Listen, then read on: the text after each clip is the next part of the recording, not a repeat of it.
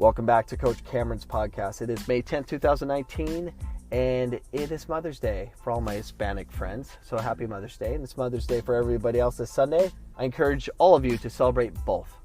Do it. Keep our economy rolling. So if you're joining me for the first time, this is the first time you're listening to me, I just talk about youth soccer in America and U.S. national team, anything soccer related in the United States, primarily what I see in Arizona. But I'm just going to give you my perspective, and don't get offended. I'm getting sick of getting emails and comments about, they're just, you can't say that. I'm like, yes, I can. It's my opinion. Leave me alone. All right. Just be a female warrior and just deal with it and just choose not to be offended. So, anyways, on to offending people. This week is the first week of tryouts. Did you make your team? Is the panic still on? Are we all freaking out? What should I do? What club is going to help my son or daughter be a super stud and get a college scholarship or go pro or make the U.S. national team and all that garbage? You know what club's the best club? It's your home. If your home's not designed to be a soccer home, meaning soccer's on TV, soccer's ingrained with the family, it's a subject conversation in the home.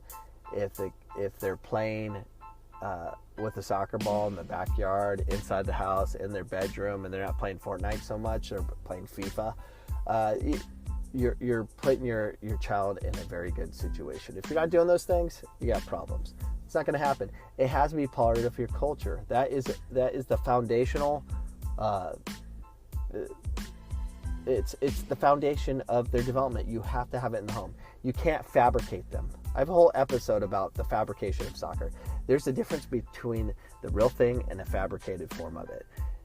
If you're going to choose, like, I want to play for this club because they have a pathway to the U.S. national team, which is so silly. If you think about the percentages of that, it's insanely silly. You got like 0.00001% of making the U.S. national team. And people are selling that crap. Oh, we have pathway U.S. national. You're going to get on the U.S. national. Shut up. There's just no chance.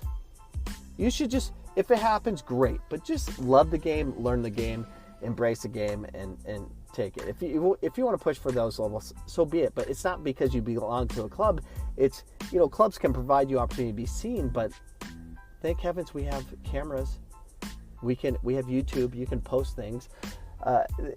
You just have to embrace the game in such a way that you're willing to make soccer everything.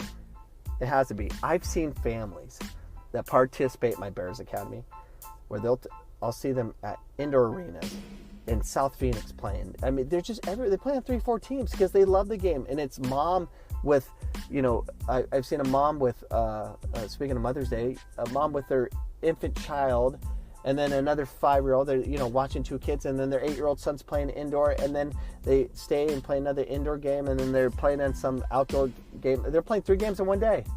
And I get what you're saying, you fabricated crazies that support U.S. soccer. That's too many games. No, it's not. I know in Japan they play like 8 hours every Saturday and 8 hours every Sunday. They're playing like 6-7 games a day. It's not the number of games. It's not. It's the number of games if you're trying to develop players, but you have to understand something. There's something different from a family that's cultured in the game of soccer. It's just different. I've seen 5-year-olds in my academy are doing ridiculous things with the ball. They're doing rainbows. They're passing the ball. They're doing one-touch passes all over the place. 5-year-olds. It's not a joke. I'm not making this up. It's happening because that's their culture. I see it.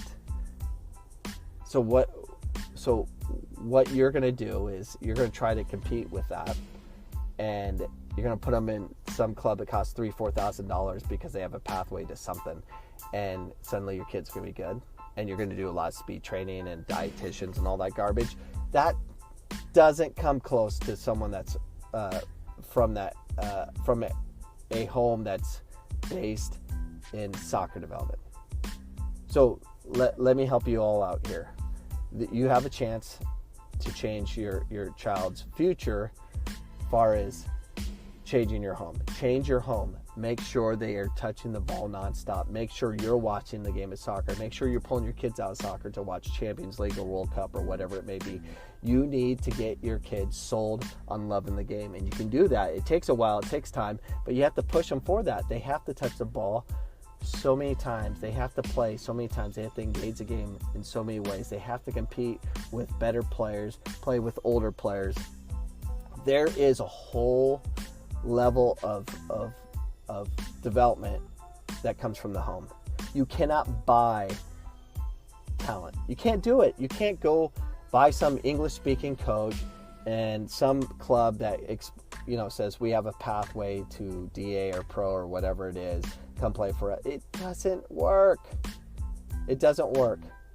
There's a reason Tuzos won 5 of the 7 state titles. It wasn't because it costs a lot. It's not from their A-licensed coaches because they don't have any. It's because it's all Hispanic. They all go over there and they pick the best players and they win. I mean, it's that simple. But they're picking all the players that are developed in the home. Do you not understand that? Tuzos is great because they pick players that are from the Hispanic community that love the game, embrace the game at an early age, and they come from the home. So, if you want to be a great mother out there and celebrate Mother's Day in the best way ever, if you cared about your child growing up the game in soccer and being better, you want to be a good mother or a good father, learn to love the game, watch the game, make your house a soccer house. I don't know, go visit those families, study it like I do. There's a reason my son, who is the whitest thing ever, with red hair, who is technical like an Hispanic kid, because his home is a soccer home. I don't panic about many things, but he is around the Hispanic world. Why? Because they love soccer. So I put my son around people that love soccer. Sorry for this long podcast. I hope everyone has a wonderful Mother's Day, and I hope I didn't offend anybody. And if I did, I apologize. No, I don't. Choose not to be offended. Things just come out of my mouth. I only do these things in one take. So I am out. Have a great weekend. Have a great day. Peace. The podcast you just heard was made using Anchor. Ever thought about making your own podcast? Anchor makes it really easy for anyone to get started. It's a one-stop shop for recording, hosting, and distributing podcasts. Best of all, it's 100% free. Sign up now at anchor.fm/new. That's anchor.fm/new to get started.